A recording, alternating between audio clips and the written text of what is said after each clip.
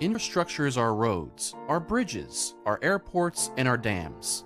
It's the networks you see, like our ports, electric transmission lines, and commuter rail, and the networks you don't see, including our drinking water and wastewater pipes that run underground. Infrastructure is our quality of life. It drives our economy. It's every part of our daily lives from the moment we wake up in the morning till we go to bed at night. Freight railroads move all the things that we need and want: food, water, energy, clothes, shelter. All those pieces that we see are connected by a tremendous amount of other infrastructure underground.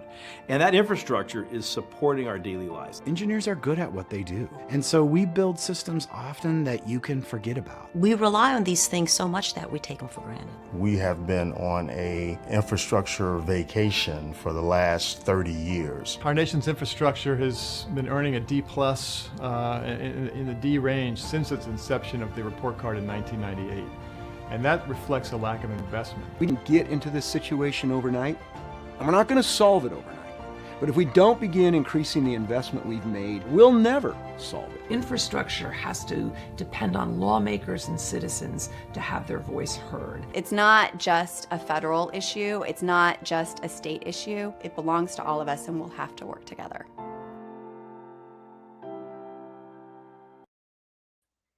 Sweet. What's going on, y'all? Welcome back to another episode of Politics, episode 54. 54, moving right along. I thought the power is going to go out and we wouldn't have a show, but it all worked out.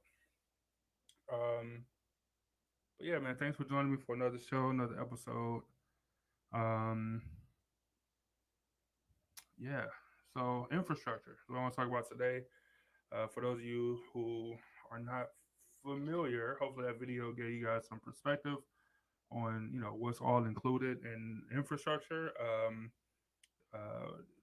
For those of you that know or might not know, right now the Biden administration is trying to pass a $1.2 trillion infrastructure bill, which will go towards a variety of all those things mentioned. Whether it's roads, of course, is probably the most underestimated. Everybody complain about it, especially here in Cleveland. People complain about the roads and stuff with good reason. Don't get me wrong, with good reason. You know, but that goes for bridges. If you are here in Cleveland, you know that the 480 bridge is the 480 bridge is getting worked on now to completely redo that bridge. I don't know how many people remember.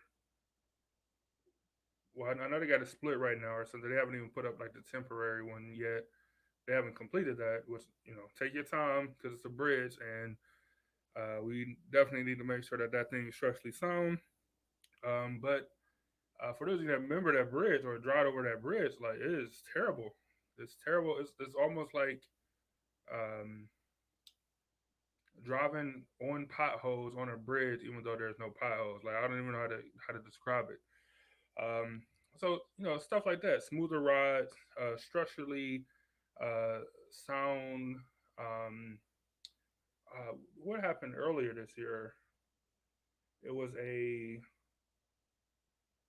train track. It was like a not a landslide, not like a major one that would affect like normal people, whatever. But some train yard or something here locally had a like a landslide or something, where like it completely messed up the track. Like, they had to completely build up that land. It was like over a bridge. Had to completely build up that land, make it sound, put down new tracks, and all of this stuff. That's all infrastructure. You know, that's all stuff that you know, that bill and other bills in the past have you know, went into working. You know, working to fix. It's a big thing. It's huge. Andrew said, we always think it's someone else's responsibility, out of sight, out of mind. Yeah, we do. If you think back 5 years ago, 6 years ago now, I want to say, like, the Flint, Michigan water issue. No, that was some shady stuff going on with the governor and City Hall and stuff. But at a structure, the terrible water was coming from, well, not only they went from taking it from a freshwater source Lake Michigan to or Lake Ontario, maybe I don't know whatever lake is right by Flint, and went into using their river, which is pretty much always a bad idea. Um, but at its core, the pipes and stuff were old and bad, and they're still old and bad now. Like they're making strides, and I know earlier this year, or probably about a year ago, they got like a $600 million settlement and all this stuff. But the pipes are still bad. Like they're still slowly replacing the pipes. You got to dig up so much land and dirt and move trees and property and all this stuff to get down and replace these pipe sections. What I'm saying, each section has a time. So it takes time. It didn't get that way overnight. Of course, it's going to take a long time to get fixed or whatever. But just think about something like that. And, remember how big of an issue that was. Um, that was something that wasn't handled great by Barack Obama when he visited. In my opinion, it was a mockery of that town. But yeah, so anyway, stuff like that, stuff that you don't even think about, like going to your refrigerator or to your faucet, taking a shower, um, like I said, driving. If you take the public transportation, if you take the train, the rapid to the airport or anything like that, all that stuff counts, man. You're on the freeway. It's a lot of people that's going to travel out of town for 4th of July. You get on the freeway and the highway. All that stuff adds up to infrastructure. Angel said we need to get our D up. I don't know what you're talking about, man. um, she said Flint, exactly. Not my problem mentality, right? And it's essentially for the rest of the country, it's not. But that could easily happen to anywhere else in the country because it's old pipes. You know what I'm saying? Old drinking water, old sewage pipes. The pipes that take the sewage from your house or bring water in, um, like all of that stuff. I can't even list like how much stuff that it actually goes into. It's like an infinite amount of things. Your electricity, having an infrastructure for internet. That's why a lot of states and cities, especially in like the middle of the country, don't have internet or don't have good internet. You know what I'm saying? Because they don't. There is no infrastructure built there. So it's probably not even as bad there.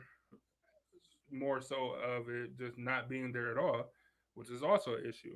You know, internet at this point is a utility, not a luxury. You know what I'm saying? People need it for school.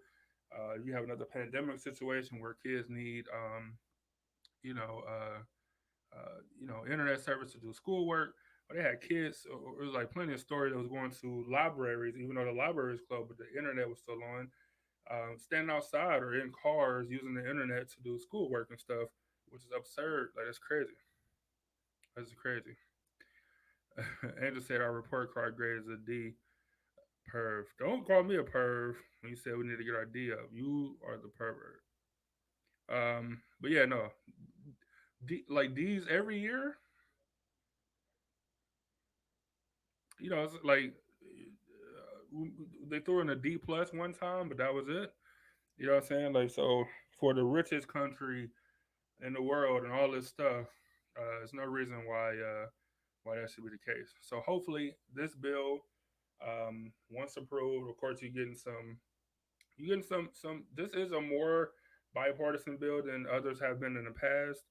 Um, Republicans are on board with the majority of the money. I think they're coming in at like 978 billion or something like that, like some number right around there. It changes every counter offer, but if you had 970 billion and 1.2 trillion, like just figure it out. Like at that point, just say a solid 1 trillion or something. Go halfway on both sides or something. Like it's too much money. When you get that high, like it really doesn't matter to me. Like it doesn't matter um when you get that high in money. That's like somebody saying you won the lottery. The average person won the lottery for 980 billion, or you win the lottery for 102 trillion. It's like whichever one doesn't even matter. The trillion one sounds better, but it doesn't even matter. Like it's a lot of money at that point. Who cares? Andrew said Regina wants better internet. She does, yeah, for sure. And look, and she's not even that far. It's not like she's in the middle of a cornfield in Wyoming or something like that. Like she's still there's structure around, but it's not enough to the point where people have decent internet. You know what I'm saying? Like so, it's I don't know. It goes into a lot of different things. So I think it's important. So I think I always try to encourage people to do like a plan of action. So that means calling your senator because the House already passed it. So I think it goes to the Senate for if it's going to pass or not. And then whether do or don't, Joe Biden was talking about you know vetoing and executive orders, all this stuff. But hopefully we can get into just making a law and then they can spend the money however they see fit. I think the biggest separation besides the money for Republicans and Democrats right now is um, Republican or Democrats feel the majority. I would say feels like the federal government should say, um, you know, this percent of the money should be used for roads. This percent of the money should be used for this. This percent should be used for this. We're on the Republican side, and I kind of agree with them. They say give the money in a way. I agree with them. They say give the money to the local level, so the state level, and let the state decide where the money go. What percent goes to this area or this state or I'm sorry, this city or this transit authority. Um, uh, like this community. Like I think that's the biggest separation between Republicans and Democrat right now. Now I agree that the federal government probably don't know the needs of the local community and stuff, so it should be handled on a local level. But as we have seen here in Cuyahoga County, uh, in Flint, Michigan, local just because they're local politicians don't mean that they're um, any more stand up people or more stand up people than people in the federal government or something. It's corruption everywhere. So I think it should be given to the local level, the state side, so the state level, and let them allocate. But it should be backed or checked by the federal government to make sure that that money is actually being used towards useful stuff and not towards, um, you know, uh, random stuff that doesn't affect as many people or something like that. So if you got a bridge, which before they started construction, the 480 bridge was the busiest bridge in Ohio, in the state of Ohio, where like the number of cars that pass over that bridge every single day, whether it's work, just on a given week or whatever, it was known as like the busiest bridge. So yeah, clearly that should be a priority of a bridge that's super old and has had multiple accidents onto it, and all that stuff adds up and matters. Um, and Pete Buttigieg or whatever, he won't know this bridge because he's not from Ohio or whatever. So I do think that it should be allocated to the states and then, but backed by the federal government to make sure it's been spent right. What about you guys? What do you think?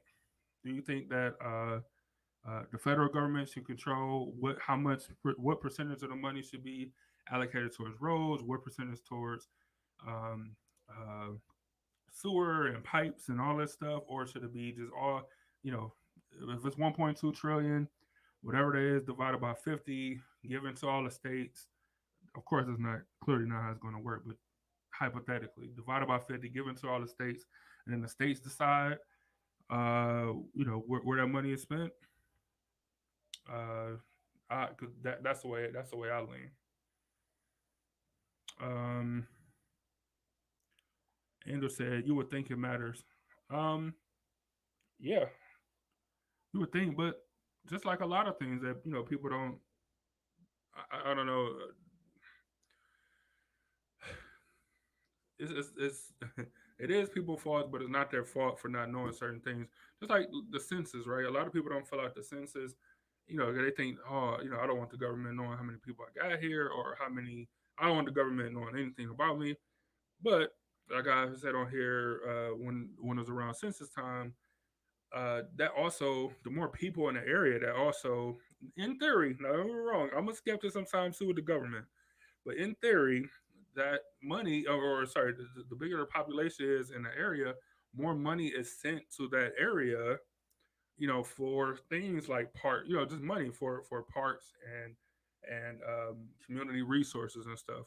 So, I don't blame people for not knowing that um, infrastructure is literally uh, your day in and day out stuff, like how much stuff it actually affects. Angel said that the federal should not control. Yeah, I agree. I agree. She said someone up close and personal should have more say. They know the greater needs. Right. Exactly. But I don't care if it's a committee or whatever you got to do, but make sure that there's some kind of oversight committee to make sure that they're spending that money correctly. All right, now I just got to put my spin on the infrastructure bill. You guys seen this? You seen this show before? You guys know me. I hope what I'm saying, for the majority. So I got one more clip to finish up the show, and you guys know. There's also a darker side to the reason why all these planners wanted to build highways through downtowns and urban neighborhoods. Highways not only paved the way for more and more white people to move into homogenous suburbs, they also provided cover for targeted demolitions inside the city. During that era, federal policies and implicit priorities of planners dictated that you had, vibrant, dense downtown neighborhoods filled mostly with African American residents. Instead of being preserved under the plan, they were slated as targets for removal. They were considered blight, and an easy way of getting rid of that blight was by demolishing them and paving a highway through it. Neighborhoods and streetcars were pushed aside to make way for the automobile. Look at the neighborhoods of Black Bottom and Paradise Valley in Detroit. When you go back to the 30s and 40s, these are thriving, dense neighborhoods filled with hundreds of thousands of residents, of businesses, and if you go back today, they're mostly just empty grass plots. This wasn't just a historical accident. It became a pattern in cities across the country. Poor and minority residents were displaced to make way for highways, and white residents used those highways to commute into the city for jobs and commute back home at night. The only exception to this pattern is in places where highways were slated to go through wealthy neighborhoods. There were actually proposals to put a highway through Northwest DC and through Greenwich Village in Manhattan. But you can guess what happened there. Anywhere where residents had the means to organize and protest, they were often able to stop the highways from being built. Whereas in places where residents didn't have the political capital and other sorts of privileges that allow you to do that, their neighborhoods ended up being demolished, and they're now highways today. So yeah, highways, just like plenty of other things in this country, was used to segregate communities. You know what I'm saying? And not just white and black, but just white, middle class, and poorer people, which just happen to be a lot of black people, to split these communities up where you would allow white people in the suburbs to travel, downtown for work and then right back, on the freeway to get home without any contact with, inner city neighborhoods, black neighborhoods, whatever you want to call it.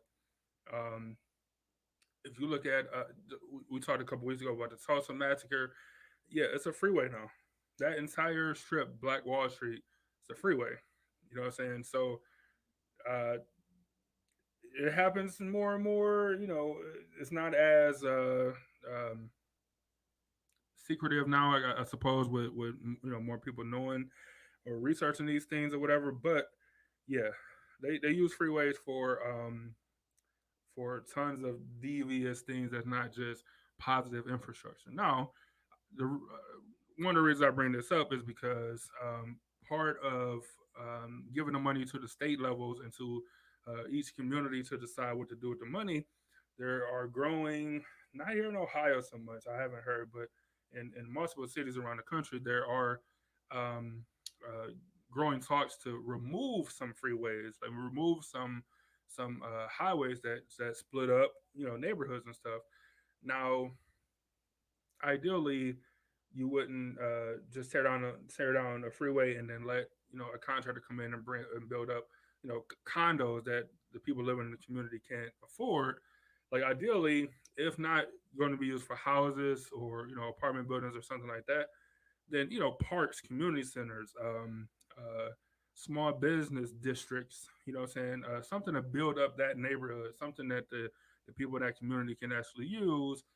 When you talk about taking a neighborhood that was once whole and splitting it up into um, two neighborhoods or just a split neighborhood, and now kind of bringing it back to one, you should be able to use that space, use that you know the extra room that you have now from freeways being taken down to like I said, parks, business district, learning centers, community centers, senior centers, libraries, like whatever it is that that community is lacking at the time, they should be able to use that money for that.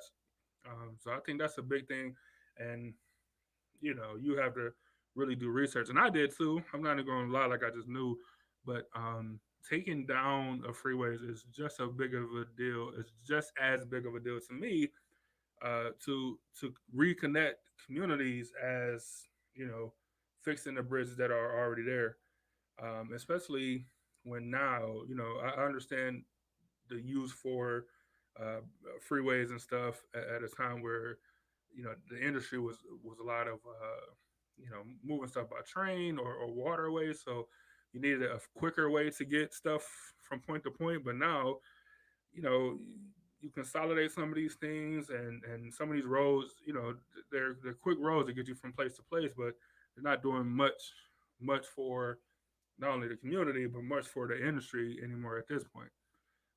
As I say this, though, we in Cleveland have a highway of sort that did exactly, and I do mean exactly, what that video just spoke about, where it is going to go from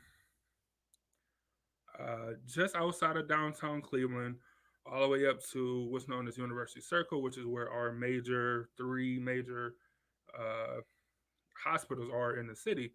Uh, so that's great. That's great for people who live downtown or that's coming in town from the airport or so to get to the hospitals. Um, Anybody that's in an emergency, we can jump on that kind of freeway type situation and lead you there quickly. That's great, right? It's hard to argue with that. Something that's more streamlined to get you to places for emergency situations. But on the other hand, how do they do it?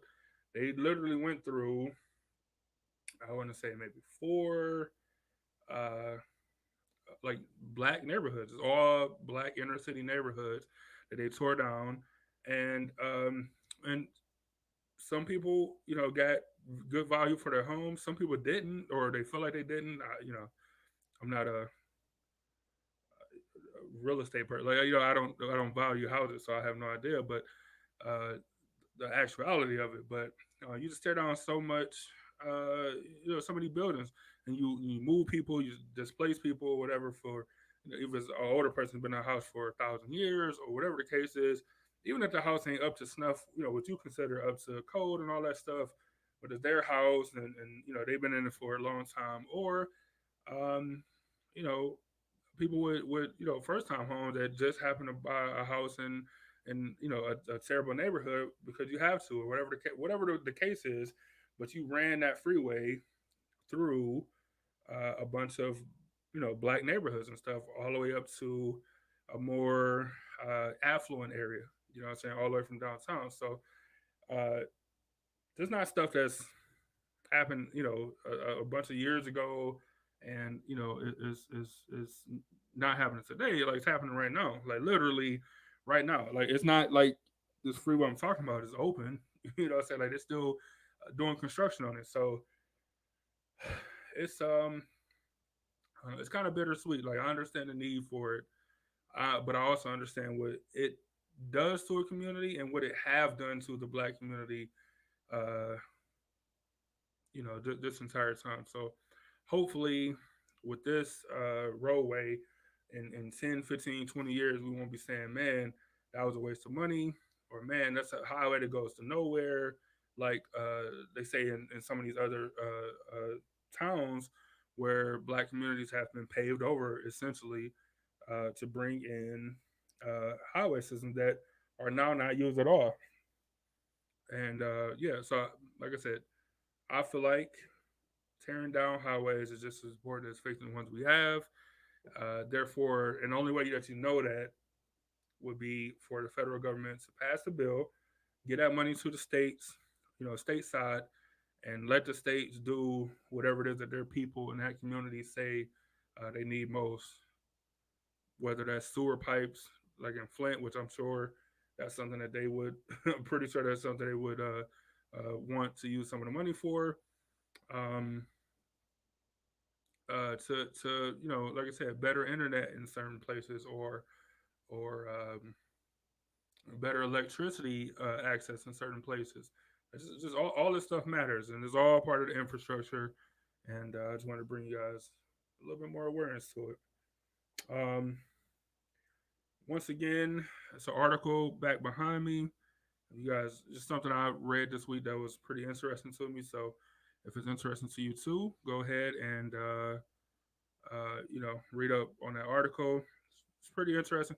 It don't have to be from this news outlet. It can be from anybody, but that's just a headline. If you're interested, go read more about it. If you're not, that's cool too. So just continue to look behind me for that type of stuff. I'm gonna go ahead and get out of y'all here. I appreciate y'all joining me as always. Hopefully you learned something. Hopefully you feel some type of way about infrastructure that you didn't feel before. So if you feel inclined to call your congressman, your senator, call your senator now over your congressman, because it already passed in the House. Or I'm sorry, they're still haggling, but call your senator, because that's probably going to be your toughest battle. Call your senator, let them know that you support this 1.2 trillion, and let's see what happens, man. Let's see if we can get some better roads and streets and sewer pipes and internet, internet for sure. All right, man. So I'm gonna get out of here. Salute to the city as always. You guys stay safe out there. Hopefully your power don't go out. No show this Sunday. It's the 4th of July. We'll see you guys. I'll see you guys in a week, and then in 10 days for the big show. All right, take it easy, y'all.